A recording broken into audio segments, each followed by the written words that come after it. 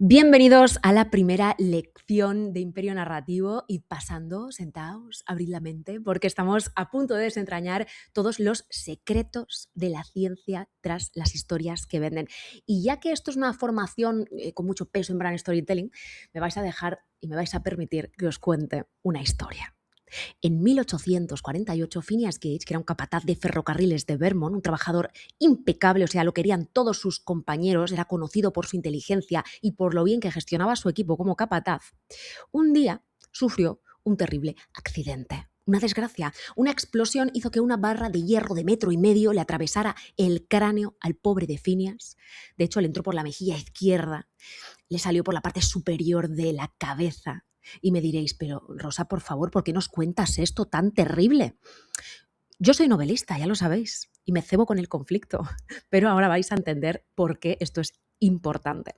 El caso es que Phineas sobrevivió, allí lo veis, pero su personalidad cambió por completo. De hecho, sus amigos, sus compañeros decían que parecía otra persona y que estaba irreconocible, sobre todo porque era incapaz de tomar decisiones, incluso las más sencillas. Y es que la barra de hierro lo que hizo fue destrozar la parte del cerebro de Phineas que conecta la zona de las emociones con la toma de decisiones. Y eso que hemos tardado pues, más de un siglo en entender del todo, que aún seguimos investigando, debería hacernos replantearnos absolutamente cómo comunica nuestra marca. Así que empezamos este módulo 1 de esta apasionante travesía de Imperio Narrativo, que no ha hecho nada más que empezar. Siento comenzar con una historia tan terrible. Aquí vamos a sentar las bases de las primeras 5 lecciones y a empezar también con nuestra narrativa interna.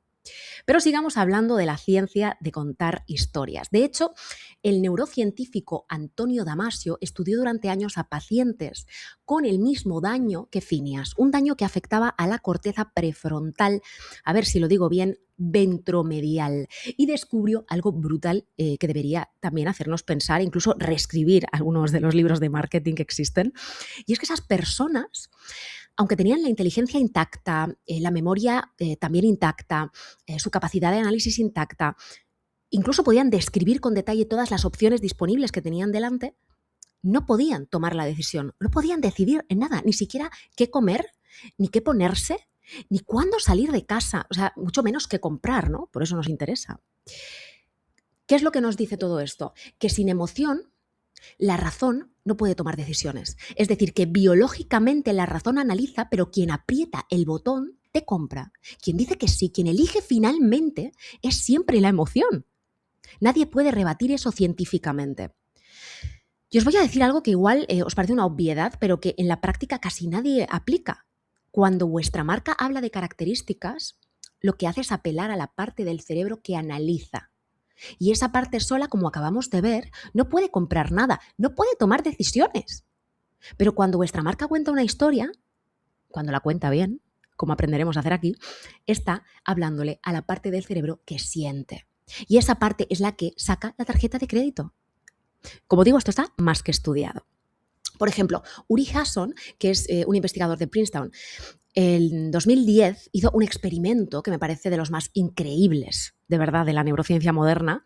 Y por resumirlo, os cuento que metió a una persona en un escáner de resonancia magnética y le pidió que contara una historia. Y luego metió a otras personas y les hizo escuchar, también conectadas a ese escáner, esa misma historia. Y el resultado, que me parece fascinante, ¿vale? Me ponen los pelitos de punta, es que los cerebros de los que escuchaban empezaron a sincronizarse con el cerebro del que contaba la historia. O sea, se activaron las mismas zonas, la misma actividad, como si fueran el mismo cerebro. Y Hasson a ese fenómeno lo llamó neural coupling, que es acoplamiento neuronal. Lo que eso significa para nosotros como dueños de negocio es brutal porque implica que cuando contamos bien nuestra historia, el cerebro de nuestro cliente literalmente empieza a funcionar como el nuestro. Empieza a ver lo que nosotros vemos y a sentir lo que nosotros sentimos o que queremos que sienta y a entender el mundo como nosotros lo entendemos. Y eso no lo logrará nunca pues un texto con bullet points ni una lista de servicios. Solo lo puede lograr una historia. Como veis, la secuencia sería relato bien construido, acoplamiento, empatía, porque es lo que se genera, y ahí tenemos la confianza que finalmente nos lleva a la venta. Yo creo que Ya solo con estos minutos os tengo más que convencidos de que el storytelling funciona para vender, pero necesito mencionar a Paul Zak, que es básicamente, como lo llaman, el Doctor Love, el Doctor Amor, por investigar hasta la saciedad la hormona oxitocina, así lo llaman. Aunque si habéis leído mi libro Neurocopywriting, seguro que os suena Paul Zak. Y es que lo menciono porque pasó años midiendo los niveles hormonales de personas mientras escuchaban distintos tipos de contenido. No voy a hablar de los experimentos más conocidos, sino de la conclusión, ¿no? Él se dio cuenta de que cuando la gente escuchaba historias con tensión narrativa, es decir, relatos bien construidos, los niveles de oxitocina se disparaban. Y la oxitocina, para quien no lo sepa, es la hormona de la confianza, así la llama él, aunque digan que es la hormona del amor, es la de la confianza, la de la conexión, la del vínculo. Es la misma que se activa, de hecho, cuando abrazas a alguien, ¿no? Y lo que Zak descubrió es que a mayor nivel de oxitocina durante un relato, durante esa lectura o durante escuchar ese relato, había una mayor probabilidad de que la persona actuara después, ya sea comprometiéndose, donando, comprando. O sea, que contar bien nuestra historia literalmente genera en nuestro cliente la misma respuesta química que un abrazo. No sé, vosotros, pero es que a mí esto me parece súper útil, ¿no? Y hay un dato más que quiero daros y que suelo mencionar en mis formaciones de Data Storytelling para multinacionales, que tienen que ver con Chip y Dan Heath en su libro Made to Stick, ¿no? Que es muy conocido. Bueno, ahí tenéis la portada en español.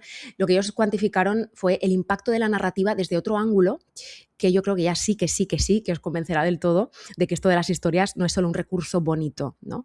El caso es que midieron cuánto recordamos de una narración estándar pasado un tiempo. Es decir, una presentación, ¿no? ¿Cuánto recordamos y qué recordamos exactamente? Entonces, los datos y las estadísticas, según este estudio, los recuerdan aproximadamente un 5% de la audiencia. Sin embargo, las historias las recuerdan un 65%. Es que eso son 13 veces más. Así que si el sobre mí de vuestra web es una lista de, no sé, credenciales, de títulos, de años de experiencia, que sepáis que la gente que lo está leyendo lo está olvidando en tiempo real, no porque no les importe. De hecho, tiene que estar ahí, pero si solo está eso ahí, hemos cometido un error. El cerebro humano está diseñado para retener narrativa, no datos. O sea, llevamos contándonos historias desde que vivíamos en las cuevas, en las cavernas, y seguimos siendo igual de vulnerables a ellas. Por lo que cuando una historia está bien construida, y ahora mismo no me refiero a la estructura de 3 actos aristotélica ni al viaje del héroe de Campbell, que para eso ya tenemos 12 semanas por delante en esta formación, lo que ocurre al presentarle una historia bien armada a nuestro lector cliente o a nuestro cliente potencial es que activa un cóctel de hormonas muy, muy específico, que es cortisol en la fase de tensión, es decir, cuando hay un problema el cerebro libera ese cortisol para mantenernos alerta, es la hormona, de hecho, que hace que sigamos leyendo o que me estéis escuchando ahora. La fase de tensión da paso a la oxitocina en lo que llamamos la fase de conexión, que es cuando sentimos empatía con quien cuenta esa historia, cuando nos reconocemos en ella, ¿no? Y la oxitocina genera confianza. Y la confianza es el requisito previo a cualquier venta. Por último, tenemos la dopamina en la fase de resolución, que es cuando la historia se cierra, cuando hay una transformación. Ahí el cerebro libera esa dopamina, la llamada hormona de la recompensa, y es la que hace que queramos repetir la experiencia o seguir en ella. Es decir, cortisol, oxitocina, dopamina, atención, confianza, acción. Ese es el combo explicado desde la ciencia que produce una historia bien contada. Y eso es exactamente lo que necesita vuestra marca para vender y lo que trabajaremos durante estos meses juntos en Imperio Narrativo. Ahora quiero que penséis en vuestra página web. ¿Creéis de verdad que genera ese combo?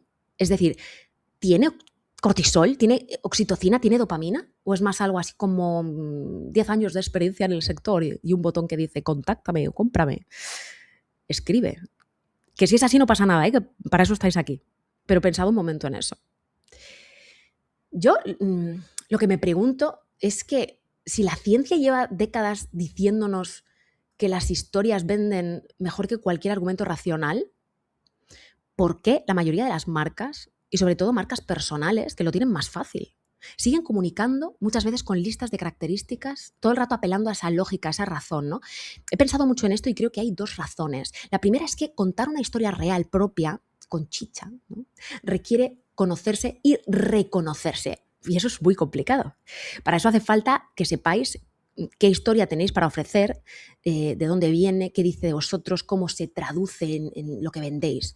Y eso no lo enseña casi nadie, ¿no? Se da por supuesto que la gente lo sabe. Y no lo sabe, estamos tan obsesionados con la narrativa de atracción, que es generar contenidos para que nos compren, que nos saltamos la narrativa interna y la narrativa de marca, que es la que vamos a trabajar aquí.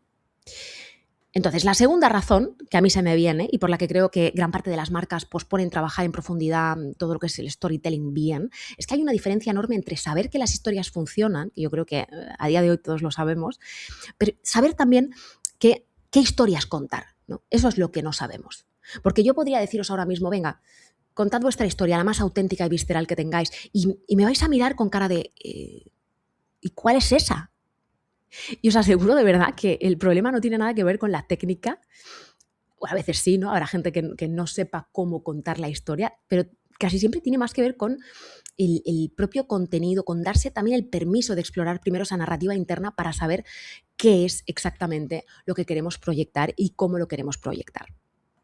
Así que creo que sí, que definitivamente os he convencido del todo de que esta formación puede incluso cambiaros la vida, porque va a cambiar también la manera en la que comunicáis quiénes sois y lo que hacéis, porque vais a integrarlo realmente. Es que no es solo que yo viva por y para las palabras, ya sabéis que amo divulgar sobre storytelling, sino que la ciencia, como acabo de demostrar, sustenta todo lo que vamos a ver en esta formación. Yo os voy a dejar bibliografía interesante en la pestaña de materiales, sabéis que este es mi sello, para quien quiera profundizar, no es nada obligatorio, pero yo que soy muy curiosa, pues a mí me encanta, ¿no? Añadir enlaces a bibliografía o a libros interesantes que me he leído, a ensayos. Pero bueno, ahora que ya sabemos qué se esconde tras la ciencia de las historias que venden, veamos en la siguiente lección y con ejemplos por qué algunas marcas consiguen una horda de seguidores y de creyentes, como me gusta llamarlos, y otras marcas pues pasan desapercibidas. ¿Por qué será? Nos vemos allí.